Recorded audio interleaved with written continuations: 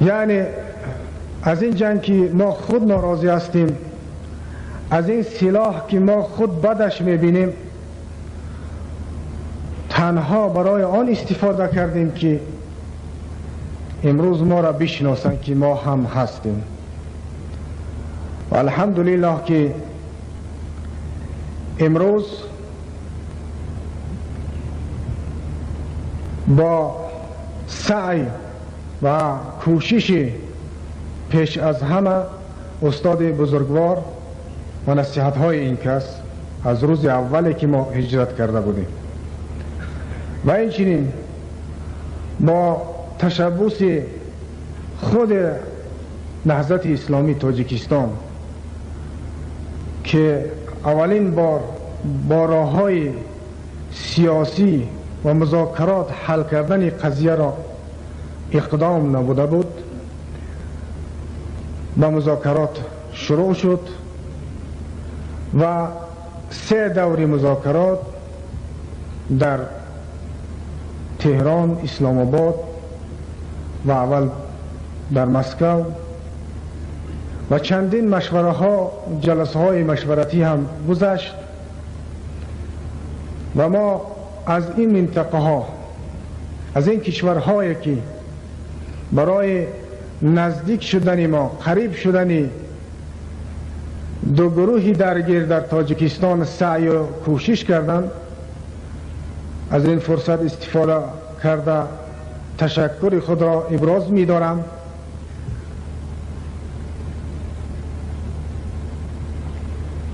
و در آخر این سعی کوشش آنها بود که امروز ما را با جناب آقای امام علی رحمانوف ملاقات کنند و اقدام آقای رحمانوف برای آن که او در هر کجا و در هر وقت که باشد با رهبریت نهضت اسلامی و رهبریت اپوزیسیون ملاقات می کند، این اقدام خوبی بود و حتی در ملاقات اول من به این کس گفتم که این اولین کار، بهترین کار سیاسی شما در حیات سیاسیتان است. البته این کار خیلی بهتر در حیات سیاسی یک انسان در آن وقت مثمر ثمر خواهد شد که نتیجه داشته باشد، در آن وقت قدر و قیمت خواهد داشت و این در تاریخ باقی خواهد ماند که به ثمر و نتیجه برسد.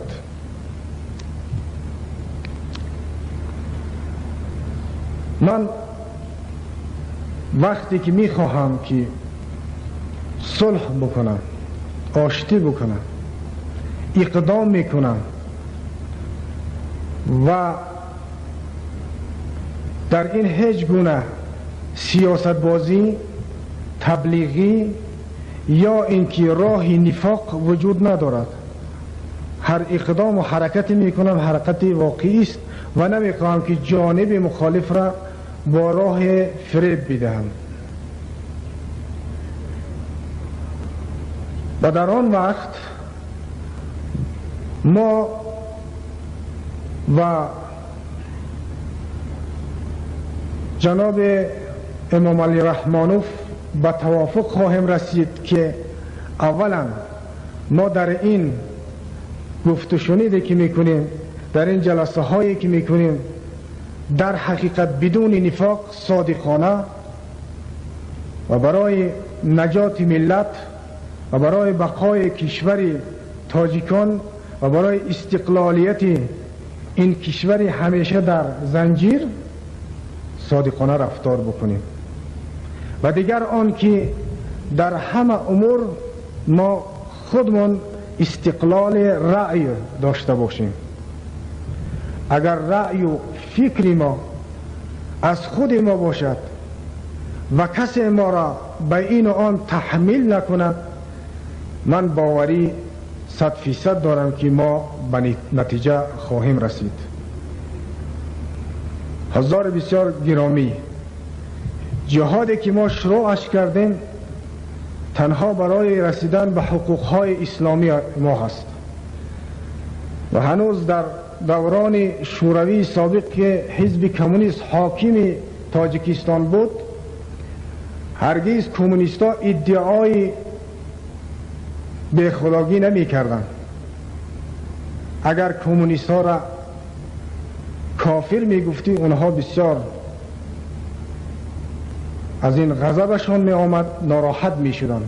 اگر کمونیست را می گفتی که تو کمونیست نیستی، اون ناراحت نمی شد. پس فهمیده میشد که در قلب آنها از اعتقاد به عقاید کمونیستی دیده زیادتر اعتقادی به خدا داشتند. امروز این حزب از تمام عالم بیرون شد. این حزب در پیش عالم بشریت رسوا و رد معرکه شد. دیگر جامعه بشری این را قبول ندارد. من مطمئن هستم از این. ولی که ما چی میخواهیم؟ ما میخواهیم که این توافق، این صلح، این آشتی ما را به آزادی عقیده و ایمانمون بازگرداند و جناب آقای امام علی رحمانوف و دیگر رهبریت کشور تاجیکستان باید خوب بدانند که مردمی که در تاجیکستان زندگی میکنند زیاده از 30% همه مسلمان هستند و خود این رهبرها نیز مسلمان هستند. حدیث رسول خدا صلی الله علیه و آله و سلم است که هر کس که امر 10 نفر از امتان من در دست او باشد، روز قیامت او آورده می شود، دستاش با زنجیر بسته شدند. هر کس که 10 یعنی راهبر 10 نفر از امت پیغمبر باشد، روز قیامت دستاش بسته شده کشیده آورده می شود. اگر عدل کرده باشد، همون عدل این زنجیر را کشاده می کند و این را میبرند به جنت. اگر جور کرده باشد، جبر و ظلم او را میبرد به دوزخ. بنابراین امروز مردمی که در خارج کشور هم هستند، اینها شهروندان همون کشور هستند. هر مصیبت، هر جور، هر ظلم می شود، کلکم راع و کلکم مسئول عن رعیته والامام راع و مسئول عن رعیته. هر کدام شما و منزله پاسبان هستید و شما از رعیه خود پرسیده می شوید، مخصوصا پیشوای یک ملت، راهبر یک ملت، رئیس یک ملت به منزله پاسبان است و از اونها پرسیده می شود. ما انشاءالله که در صحبت هایی که داشتیم یک همدیگر فهمی و یک دردی که در خود می بینیم، اون درد را هم در آقای رحمانوف دیدیم و اگر این درد ما درد صادقانه باشد، انشاءالله که کار ما به نتایج خواهد رسید و صلح و امانی برقرار خواهد گشت و مردم مهاجر به خانه های خود خواهند برگشت و خوش و خوشبخت زندگی خواهند کرد.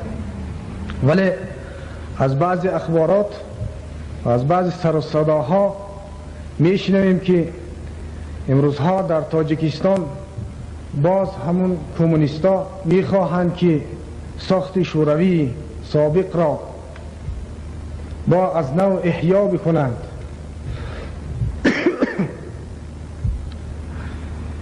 یا که به اصطلاح دیگر بعضی از افراد دیگر پیدا می شود که به خلاف آرزو و آرمانهای ملت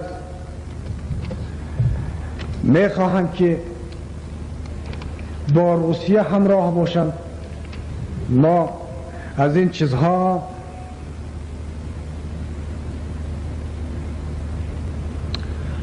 چیزها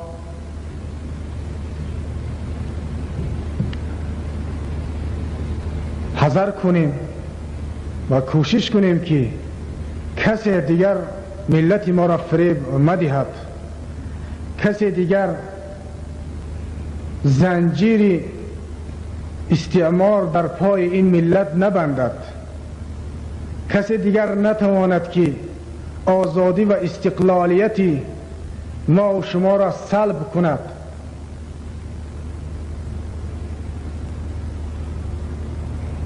انسان ها تصور نمی کردند که آنها آزاد نیستند. آنها گمان می گفتند که شما آزاد نیستید، می گفتند که ما آزاد هستیم، ولی که نمی دانستند که بند در کجای آنهاست، زنجیر در کجا بسته شده است. بند اندر پای نیست، بند اندر دل است، مشکل اندر مشکل است. علامه لاهوری محمد اقبال چنین میگوید: اون بنده که این استعمارگرا انداختند در پا نیست که او را ببینی و کوشش کنی برای رها کردنش، بند در دل است. انسان استعمار را از داخل قبول میکند. وقتی که نیتش نسبت ملت خودش اگر مستقل نباشد و همیشه خودش را وابسته با این یا و آن کشورهای بیگانه یا گروههای بیگانه بداند، این مستقل حساب نمی شود.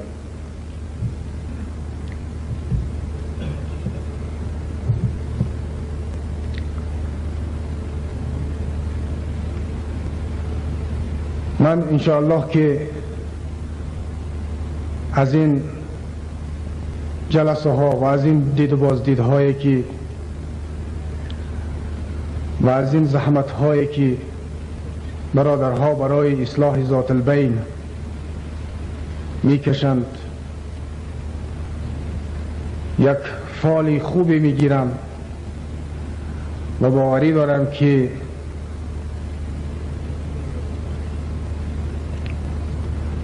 دارم که انشاءالله آینده جلسات ما با همه اون آرمان ها و آرزوهایی که ما داریم ما را برده میرساند و یک وحدت و یک پارچگی در بین ملت جفا کشیده تاجیکستان به وجود می آید و انشاءالله که ما آزاد و مستقل خواهیم شد و کشور ما هم یک کشور خوشبخت و مردم ما هم خوشبخت خواهند گشت. و در آخر هم دعا می کنم که خدای تبارک و تعالی این کشور اسلامی افغانستان را و این راهبریت بزرگواری آن را همیشه در امنیت خود نگه دارد و این اختلافات و تشنجاتی که در این کشور است به زود برطرف شود تا اینکه این کشور پشتیبانی همه کشورهای مستضعف منطقه بگردد. السلام علیکم و رحمت الله و برکاته. که ما به نتیجه خواهیم رسید. حضار بسیار گرامی، جهادی که ما شروعش کردیم تنها برای رسیدن به حقوقهای اسلامی ما هست و هنوز در دوران شوروی سابق که حزب کمونیست حاکم تاجیکستان بود، هرگز کمونیستا ادعای بیخودی نمی کردن. اگر کمونیستا را کافر می گفتی، اونها بسیار از این غضبشان می آمد، ناراحت می شدن. اگر کمونیست را می گفتی که تو کمونیست نیستی، اون ناراحت نمی شد. پس فهمیده می شد که در قلب آنها از اعتقاد به عقاید کمونیستی دیده زیادتر اعتقاد به خدا داشتند. امروز این حزب از تمام عالم بیرون شد. این حزب در پیش عالم بشریت رسوا و رد معرکه شد. دیگر جامعه بشری این را قبول ندارد. من مطمئن هستم از این. ولی که ما چی میخواهیم؟ ما میخواهیم که این توافق، این صلح، این آشتی ما را به آزادی عقیده و ایمانمون بازگرداند و جناب آقای امام علی رحمانوف و دیگر رهبریت کشور تاجیکستان باید خوب بدانند که مردمی که در تاجیکستان زندگی میکنند زیاده از 30% همه مسلمان هستند و خود این رهبرها نیز مسلمان هستند.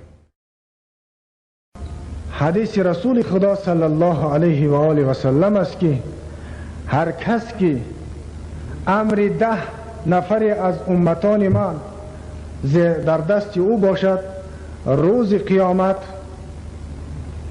او آورده می شود، دستاش با زنجیر بسته شدند. هر کس که 10 یعنی راهبر 10 نفر از امت پیغمبر باشد، روز یعنی از این جنگ که ما خود ناراضی هستیم، از این سلاح که ما خود بدش می بینیم، تنها برای آن استفاده کردیم که امروز ما را بشناسند که ما هم هستیم. و الحمدلله که امروز با سعی و کوشش پیش از همه استاد بزرگوار و نصیحت های این کس از روز اولی که ما هجرت کرده بودیم و اینچنین با تشبث خود نهضت اسلامی تاجیکستان که اولین بار با راه‌های سیاسی و مذاکرات حل کردن قضیه را اقدام نبوده بود، با مذاکرات شروع شد و 3 دور مذاکرات در تهران، اسلام آباد و اول در مسکو و چندین مشوره ها، جلسه های مشورتی هم گذشت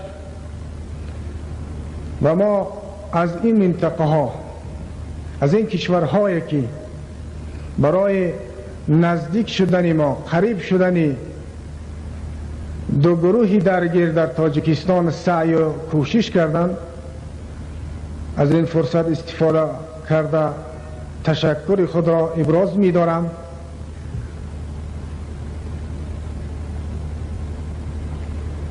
و در آخر این سعی کوشش آنها بود که امروز ما را با جناب آقای امام علی رحمانوف ملاقات کنند و اقدام آقای رحمانوف برای آن که او در هر کجا و در هر وقت که باشد با رهبریت نهضت اسلامی و رهبریت اپوزیسیون ملاقات می کند، این اقدام خوبی بود و حتی در ملاقات اول من به این کس گفتم که این اولین کار، بهترین کار سیاسی شما در حیات سیاسیتان است. البته این کار خیلی بهتر در حیات سیاسی یک انسان در آن وقت مثمر ثمر خواهد شد که نتیجه داشته باشد، در آن وقت قدر و قیمت خواهد داشت و این در تاریخ باقی خواهد ماند که به ثمر و نتیجه برسد.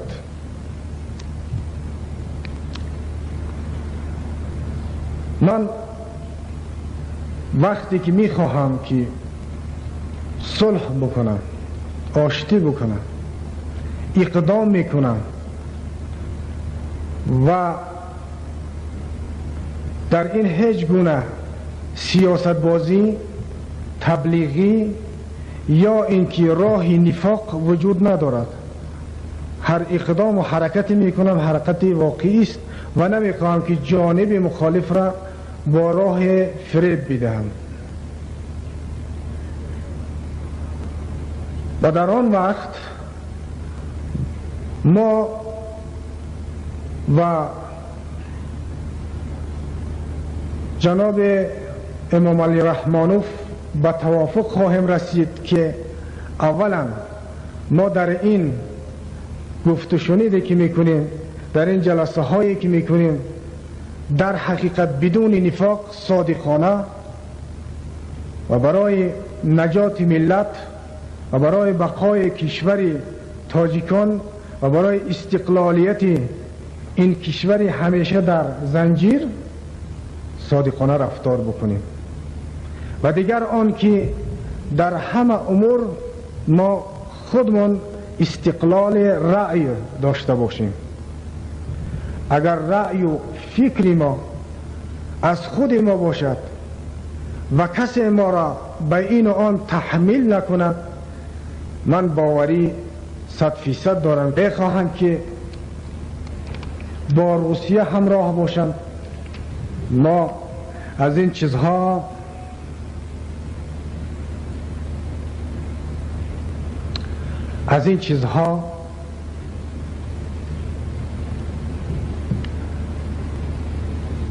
حذر کنیم و کوشش کنیم که کسی دیگر ملت ما را فریب مدهد، کسی دیگر زنجیر استعمار در پای این ملت نبندد، کسی دیگر نتواند که آزادی و استقلالیت ما و شما را سلب کند.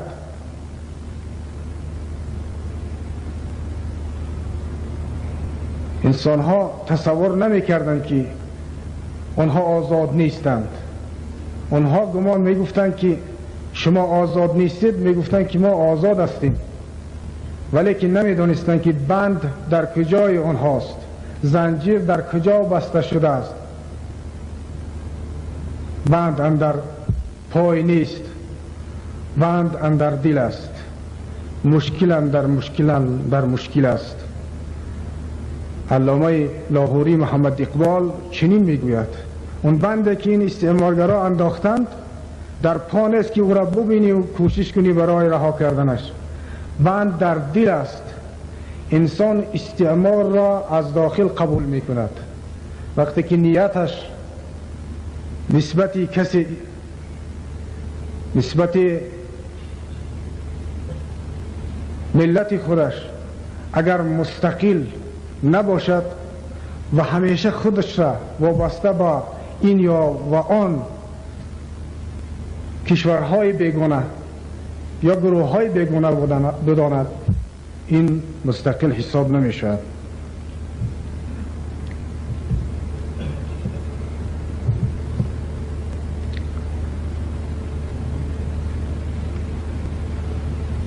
من انشاءالله که از این جلسه ها و از این دید و بازدیدهایی که و از این زحمت هایی که برادرها برای اصلاح ذات البین میکشند. قیامت دستاش بسته شده کشیده آورده می شود. اگر عدل کرده باشد همون عدل این زنجیر را کشاده می کند و این را میبرند به جنت. اگر جور کرده باشد جبر و ظلم او را میبرد به دوزخ. بنابراین امروز مردمی که در خارج کشور هم هستند اینها شهروندان همون کشور هستند.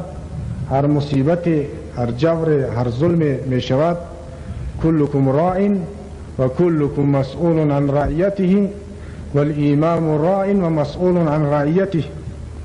هر کدام شما و منزله پاسبان هستید و شما از رعیه خود پرسیده می شوید، مخصوصا پیشوای یک ملت، راهبر یک ملت، رئیس یک ملت و منزله پاسبان است و از اونها پرسیده می شود.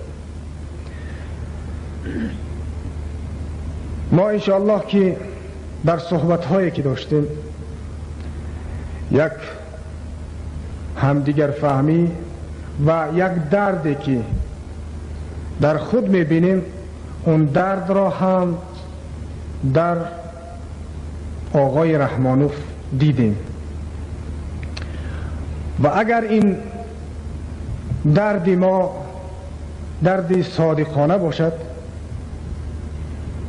انشاءالله که کار ما به نتایج خواهد رسید و صلح و امانی برقرار خواهد گشت و مردم مهاجر به خانه های خود خواهند برگشت و خوش و خوشبخت زندگی خواهند کرد. ولی از بعضی اخبارات و از بعضی سر و صداها میشنویم که امروزها در تاجیکستان باز همون کمونیستا میخواهند که ساخت شوروی سابق را با از نو احیا بکنند.